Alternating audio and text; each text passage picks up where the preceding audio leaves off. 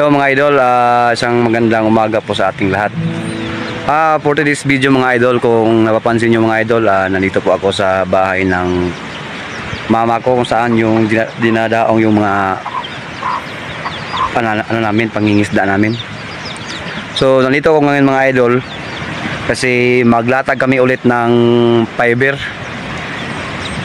Kasi last time mga idol, dito po yung nakalagay yung ano ko mga idol, yung piso wifi ko na voucher dito mga idol. Kaso lang mga idol, na ano ko yan dati mga idol, na pag fiber malapit lang sa dagat ilatag, madali lang talaga siya maputol mga idol. So ngayon mga idol, maglalatag kami ulit mga idol ng fiber. Ito po yung mga gamit namin mga idol, oh. Yan mga idol, fiber mga idol. Tapos mga idol, nagbili po ako ulit ng isang TP-Link na voucher type.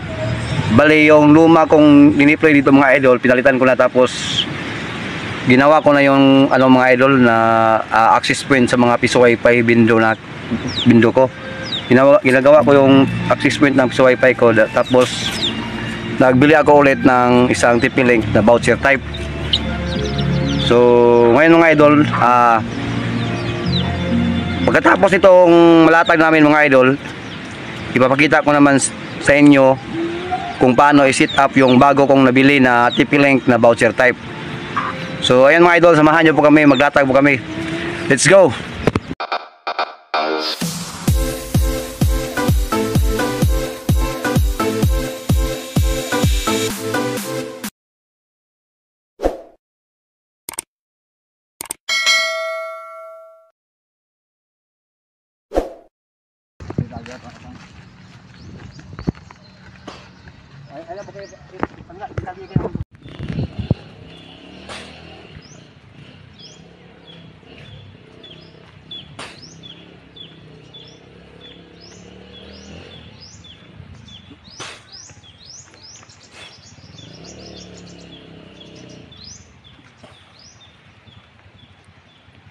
Dapli na siya bay-bay mga idol. Galatag ni og fiber. Lagandol. Iyaan natin doon.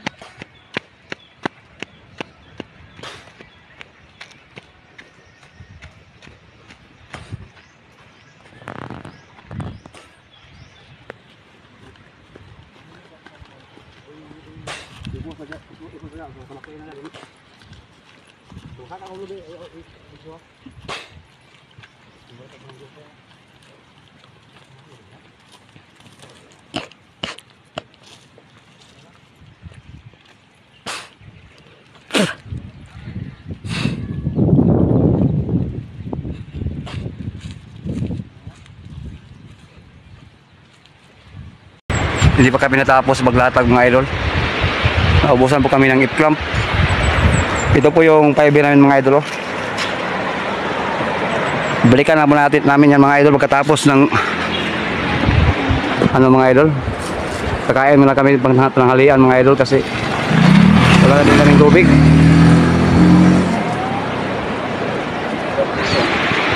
So yun mga idol,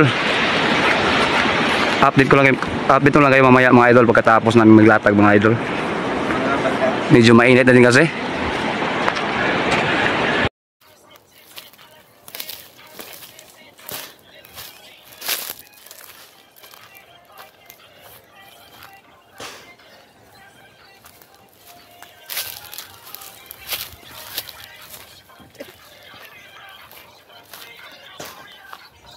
Mano ni mga ka-idol, nabot ata sa yung payag-payag. Nabot ata sa itong payag-payag mga ka-idol.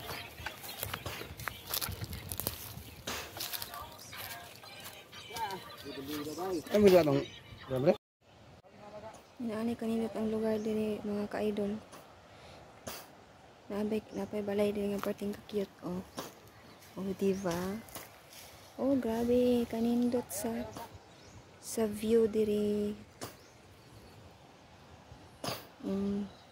Lalo kayo ang dagat. So tuwarang ko anya mga ka-idol kana muna ang iyahang hyperbolic. And then iyahang mga gamit mga idol nara. Wait lang.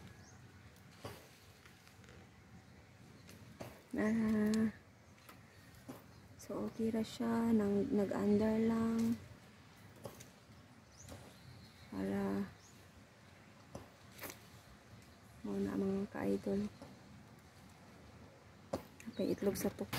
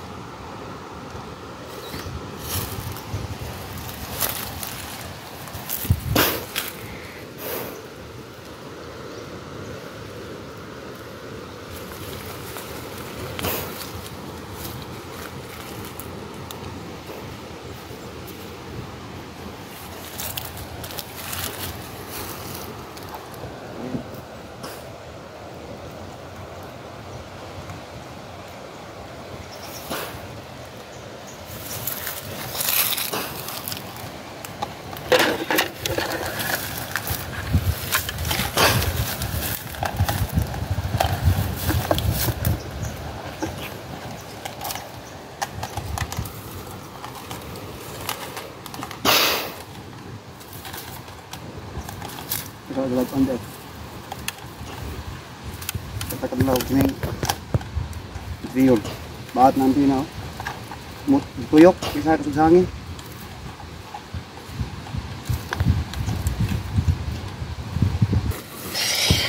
So ayan mga idol.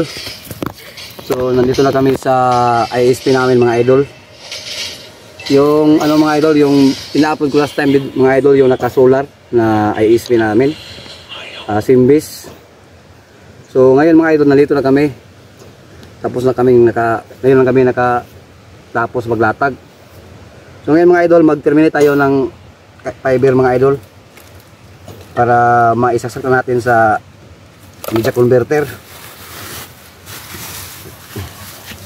Ito mga gamit natin mga idol. AC connector by fiber home, butterfly. Tapos ito yung ano niya mga idol, stripper. So kuha lang tayo ng ano mga idol, full kit. So mga idol, cleaver,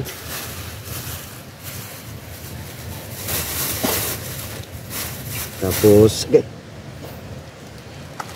ito mga idol, pangbalat. So ito lang mga idol, ito lang yung gamit natin pang terminate. So sa mga gustong mga idol, gustong matuto kung paano mag-terminate, ito mga idol. Pero may mga video naman ako diyan mga idol, visit lang po ng YouTube channel ko, nandiyan naman po yung pag-terminate ng fiber optic, paglagay ng AC connector. So ngayon mga idol, ang una natin gagawin mga idol is ito mga idol, balatan natin tong fiber mga idol.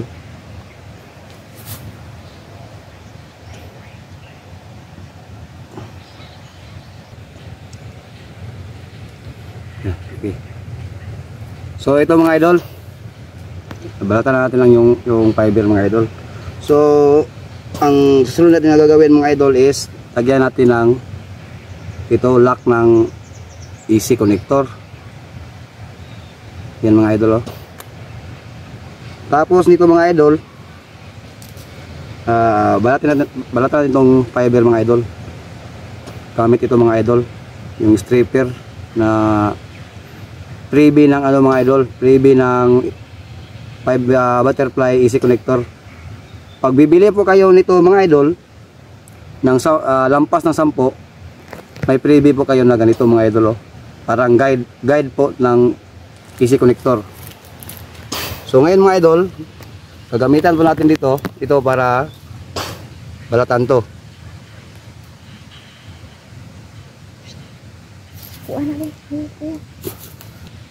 Ito mga idol, ang mai-recommend ko talaga sa inyo na easy connector na gamitin mga idol. Itong ano talaga mga idol, itong butterfly easy connector by Fiber Home, kasi based sa naranasan ko mga idol, ito kasing butterfly na easy connector mga idol is ano talaga mga idol, lalo na pag beginners mga idol, walang kahirap-hirap po talaga na gamitin itong butterfly easy connector, kasi may ano siya mga idol, may stripper. Pag ito talaga gamitin mo mga idol, akma talaga sa easy connector yung fiber mga idol. Hindi talaga sa sobra, hindi talaga kulang. Kaya dito talaga ako sa butterfly na easy connector mga idol. So ngayon mga idol, tapos na natin nabalatan. So kailangan na nating putulin yung fiber na mag-akma siya dito mga idol, oh. Mag-akma siya dito sa easy connector.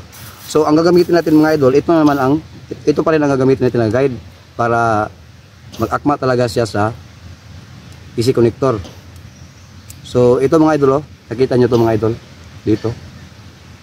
Ito mga idol, dito natin ilalagay ang easy connector. Ito mga idol, oh.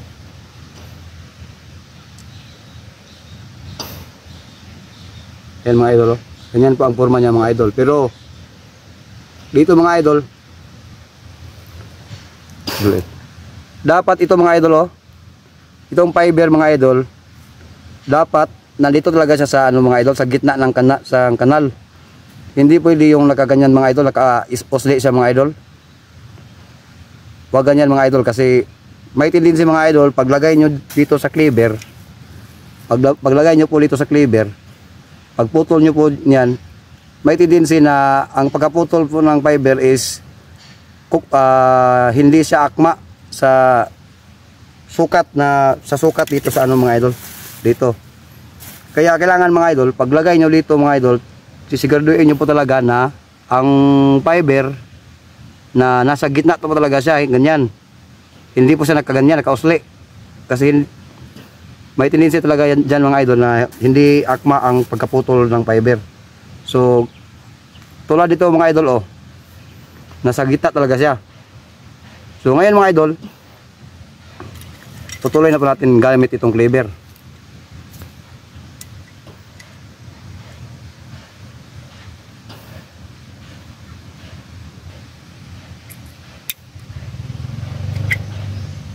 So ayan mga idol, oh. Ayan mga idol. Focus. Nakita nyo mga idol, oh. Akma talaga siya mga idol, akma talaga siya sa kung saan yung blade ng cleaver, doon po talaga ang naputol. Kung hindi yan nakaano mga idol, kung nakausli po yan mga idol, may tendency po mga idol na pagputol po dito sa cleaver, tapos dito pa mga idol, masangyad po dito ang fiber, may tendency na mga idol, dito po ang may tendency maputol dito sa tagiliran ng stripper. So ngayon mga idol, ilagay muna po natin dito sa easy connector. Yan mga idol, tingnan nyo mga idol.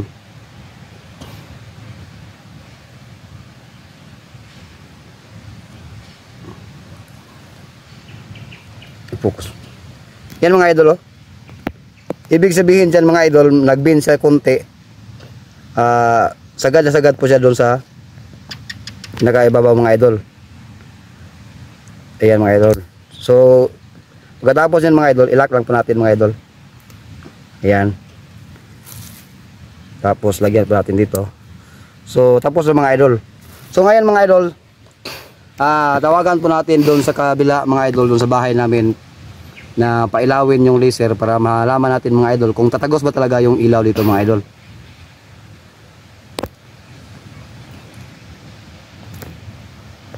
Ma, pasiga daw ang laser, ma, pasiga daw.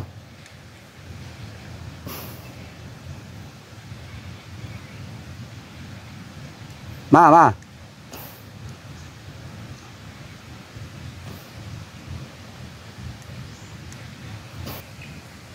So ayan mga idol oh. Nakita nyo yan mga idol. Matagos po yung ilaw.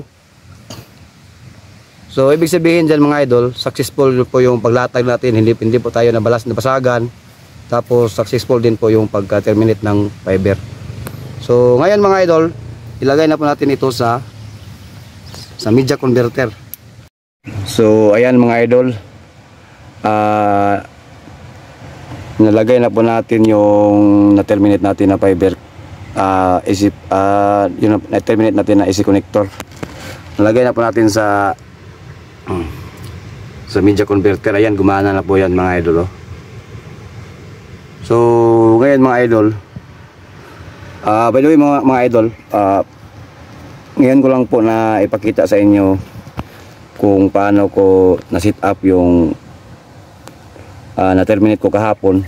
Kasi mga idol, nagka-problema po kami kahapon mga idol, nalubat po lahat ng cellphone namin tapos brand out. So ngayon mga idol, punta naman tayo doon sa bahay namin mga idol. Ipakita ko sa inyo yung nabili ko na bagong voucher type. So tara mga idol. So ayan mga idol, na-set up ko na po dito sa bahay namin mga idol. Ito na po yung fiber na galing sa itaas mga idol, yung na-terminate namin kahapon.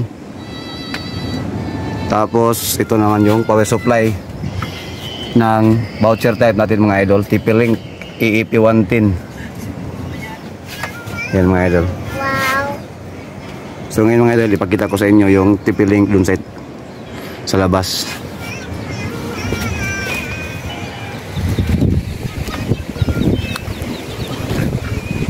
Yan mga idol oh. Hindi ko na po naipakita sa inyo kahapon mga idol kung sa pag-unbox, kasi nagka-problema po kami kahapon mga idol, na lubat po yung cellphone namin tapos walang kuryente.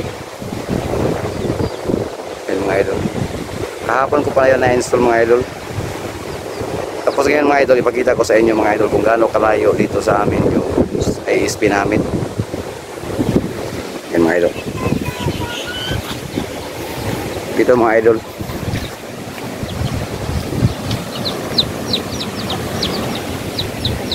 Diyan mga idol ko, diyan mga idol, diyan sa may mataas na puno mga idol.